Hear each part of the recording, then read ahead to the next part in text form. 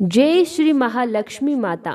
आज हम अगहन मास के पावन गुरुवार को एकत्रित हुए हैं। ये मास माता महालक्ष्मी को अत्यंत प्रिय है। आइए हाथ में पुष्प लेकर सच्चे हृदय से उनकी ये पारंपरिक कथा का श्रवण करते हैं। इसके श्रवण मात्र से दरिद्रता दूर होती है और सुख समृद्धि का वास होता है। प्राचीन काल में एक विशाल नगर में भद्रश्रवा नाम के एक धार्मिक राजा राज किया करते थे। राजा तो बहुत धर्मात्मा थे, पर उनकी पत्नी का नाम सूरत चंद्रिका। रानी स्वभाव से बहुत ही क्रोधी, अहंकारी और अधर्मी थी। वह व्रत उपवास को पाखंड मानती थी और कभी लक्ष्मी पूजा भी नहीं करती थी। इस कारण उनके राजमहल में निरंतर दरिद्रता और अशांति बनी रहती थी। एक बार मार्गशीर्ष का पहला गुरुवार आया। माता महालक्ष्मी ने सोचा कि रानी सूरत चंद्रिका को सही मार्ग दिखाना चाहिए।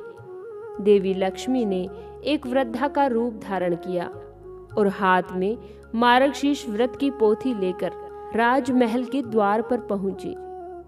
वृद्धा माई ने रानी सूरत चंद्रिका से कहा, रानी जय श्री महालक्ष्मी, क्या तुम मार्गशीर्ष मास के गुरुवार का व्रत करती हो?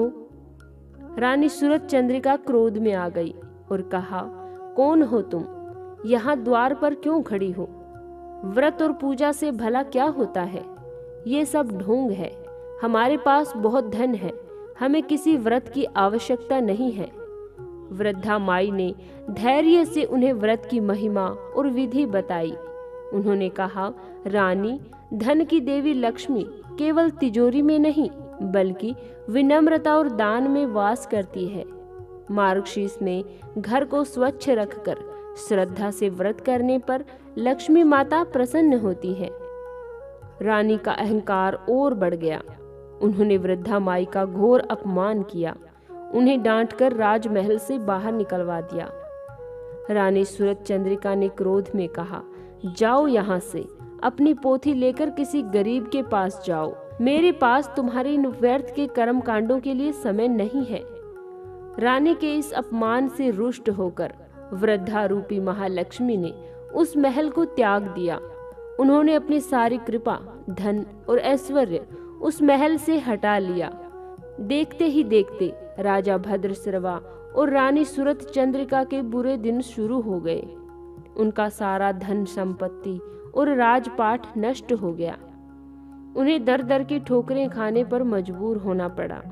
राजा भद्रश्रवा तो लज्जित होकर जंगल में जाकर रहने लगे और रानी सूरत चंद्रिका एक टूटी फूटी झोपड़ी में भूख और गरीबी में दिन काटने लगी। राजा रानी की एक बेटी थी जिसका नाम श्यामबाला था। उसका विवाह एक धनवान और धर्मात्मा राजकुमार के साथ हुआ था। कुछ समय बाद श्यामबाला अपने मायके लौटी। उसने जब अपने माता पिता की ये अति दयनीय दशा देखी तो बहुत दुखी हुई। उसने अपनी माँ से इस दरिद्रता का कारण पूछा तो रानी सूरत चंद्रिका ने बताया कि बेटी, मैंने मार्गशीर्ष के पहले गुरुवार को एक बूढ़ी माई का अपमान किया था। लगता है उन्हीं के श्राप से हम इस हाल में पहुँचे हैं। श्यामबाला समझ गई कि वह कोई और नहीं, स्वयं माता लक्ष्मी थी। संयोगवश उस दिन मार्गशीर्ष मास का अंतिम गुरुवार था। श्यामबाला ने अपनी माँ को समझाया और उन्हें सच्चे मन से प्रायश्चित करने को कहा।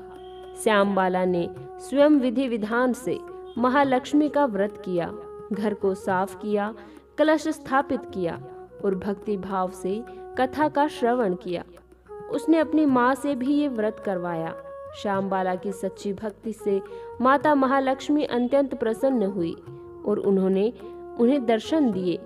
श्यामबाला के बार बार आग्रह करने पर माता लक्ष्मी ने रानी सूरत चंद्रिका को उनके अहंकार के लिए क्षमा कर दिया। माता के आशीर्वाद से रानी सूरत चंद्रिका को उनका खोया हुआ राजपाट, धन और ऐश्वर्य फिर से प्राप्त हुआ। राजा भद्रश्रवा भी जंगल से लौट आए।